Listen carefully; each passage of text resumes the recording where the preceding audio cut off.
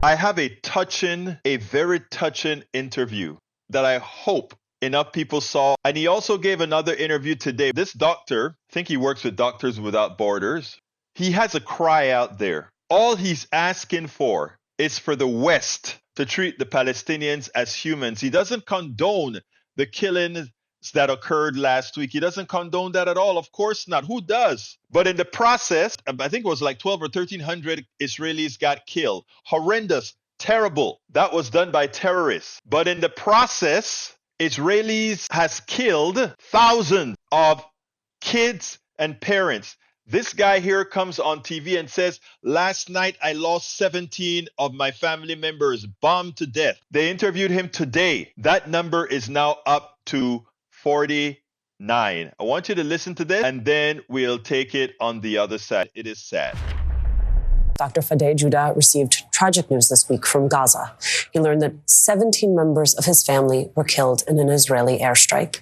Dr. Joudah is himself the son of refugees, and he joins me now. He's also an award-winning Palestinian-American poet, a physician based in Austin, Texas, a former doctor with Doctors Without Borders in Zambia and South Sudan. Dr. Joudah, thank you so much for taking the time to be with us. I know that this is a difficult time. I think first we want to know how you are coping, how you are processing this. I already have said elsewhere, we are, we wake up, we go to bed with what we wake up with, the same horrible concern and flashbacks of memories that go back decades. I'm 53, my father is 90, in good health.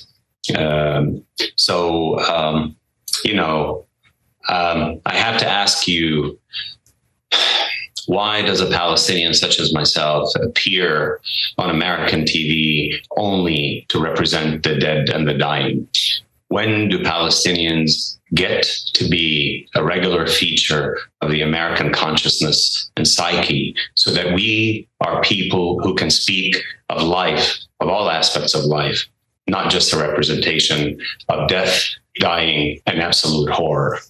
No, go ahead, Dr. Joudah, go ahead. Yeah, I think we have to ask ourselves deep questions about how we do not, in any sense of the word, away from flowery language, we have not seen Palestinians as equal human beings in the US for decades. I'm not sure we ever did.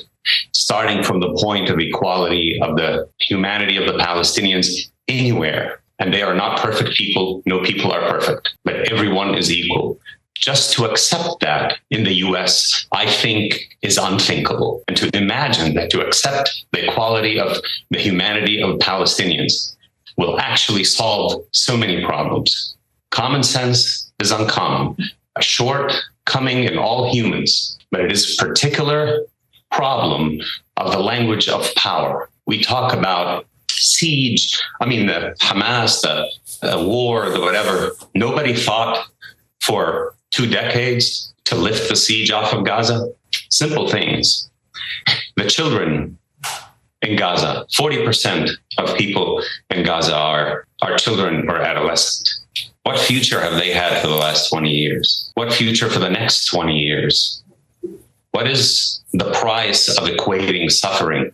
Where does it stop in the human mind? Even if you permit me your title, Israel-Hamas war, as if somehow there's this isolation between an entire people and a few bad apples, so to speak. It is not that. It has been a total dehumanization of the Palestinian people in Gaza, in the West Bank, anywhere. Just start from speaking of the Palestinians as truly equal human beings to anyone, anywhere, especially in English. Dr. Joudah, I want to pick up on a piece that you referenced here, which is the displacement, especially because it's happening amidst a global displacement of young people. And as we have watched, that has consequences that extend generation to generation. So as you look forward on that question of what happens to these young people, not just in the days and weeks ahead, but beyond, what questions are top of mind? What are you thinking about? What is it you want us to know? I would like people to know that it is very possible that a further dispossession of Palestinian land is afoot, that a further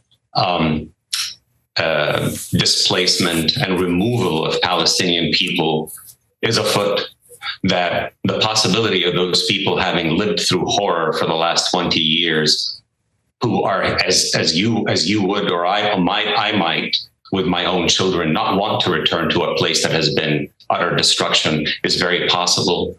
The depletion of Palestinian souls and numbers on the ground is afoot. These are serious things. This is a repetition of the dreaded words of ethnic cleansing of the Palestinians, dreaded words in English, of ethnic cleansing of Palestinians yet again. I am a physician, and I want to ask, even in general, when will the medical community in the US, as physicians, say, for example, no life is better than another?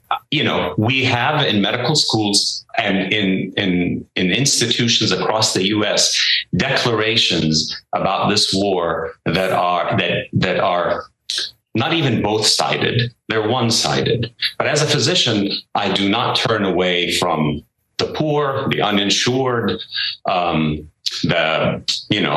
people I like, people I don't like, people who like me, people who don't like me.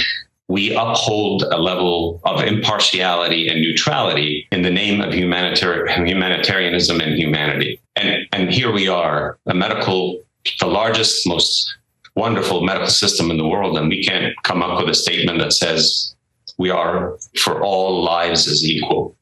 So I think the problems are deep, and we have in the media as a major field of creating a culture industry in the US to begin to really work hard and bravely and courageously at making sure that Palestinians are truly seen as beautiful and equal people to anyone, because they are, because no one is more beautiful or less beautiful than another in this world. People were to understand what this doctor is saying, it would be immediately evident that there is not an ounce of hate, not an ounce of ill will, not an ounce of any of that. His only concern is, please treat us as we should, as you should treat us. Treat us as we deserve to be treated. We spend a lot of time deconstructing the news, trying to parse it into a form that everybody can understand. We try to find those little nitpicks where it flies above the fray, etc. If you really like these videos that we do, I want to ask a big favor. Please go ahead, number one, subscribe to our channel, and number two, please join if you can. Thank you so kindly for watching. Keep watching. Please remember to share. We must populate the entire internet with our progressive message, a message that we know is what most Americans say that they want. So help us, please join.